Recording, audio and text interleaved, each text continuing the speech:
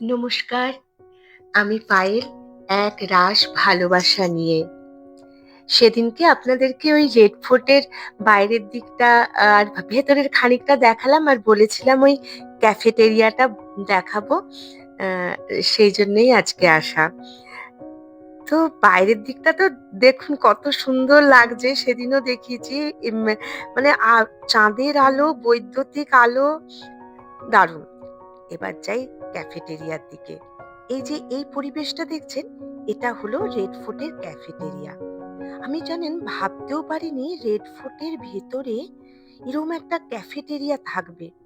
বাইরের অন্ধকার, তার মধ্যে ছোট্ট, ছোট্ট বৈদ্যুতিক আলো সব মিলেমিশে একটা দারুণ, দারুণ পরিবেশ তৈরি করছে।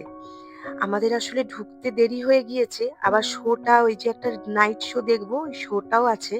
সেইজন্য তাড়াহুড়ো করে ক্যাফেটেরিয়ায় একটু ঢুকে গেলাম। খুব আগ্রহের সাথে কি আছে ভেতরে, কি থাকবে, কেমন হবে পরিবেশ, মানে সবটা নিয়ে একটা ভীষণ আগ্রহ। আমরা তো অল্প বিস্তর সকলেই ক্যাফেতে খাই, রেস্টুরেন্টে, ক্যাফেতে খাই। কিন্তু রেড ফোর্টের ভেতরের ক্যাফেটের এলাকা সেটা কেমন? এই যে দেখুন লাল প্রস্তরের পাঁচিল, প্রায় সবকিছুই তখন শেষের দিকে, কিন্তু তাও এই অভিজ্ঞতাটা ছাড়া গেল না। কারণ সন্ধে মানে তখন ৮টা বেজে গেছে। আর এটা সকাল ১১টার থেকে ৮টা পর্যন্তই খোলা থাকে। তো যাই হোক আমরা কিছু যা একটু আধটু কিছু নিলাম। লাল টেবিল, কালো চেয়ার সব মিলেমিশে দারুণ। এখানে কিছু সফট ড্রিংকস এসব নানা রকম জিনিস আছে। আমরা নিলাম। আমার মেয়ে নিজেই সব নিয়ে এলো। ওখানে জানেন আবার পুরোটাই সেলফ সার্ভিস। আপনি ওই কাউন্টার থেকে নিয়ে এসে যে যার টেবিলে বসে সেখানে সকলে মিলে আনন্দ করে আপনি সময় কাটান।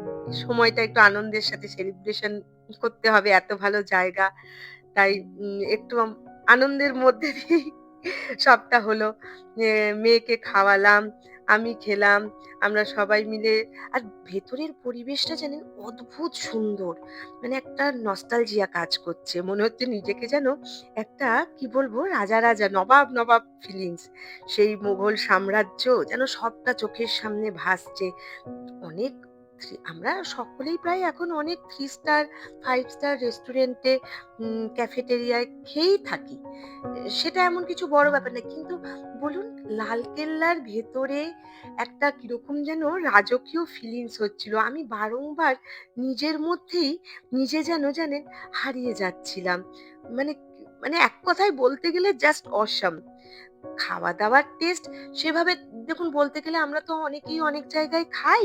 তো সেটা সেরকমভাবে বিচার তখন মনে আসেওনি।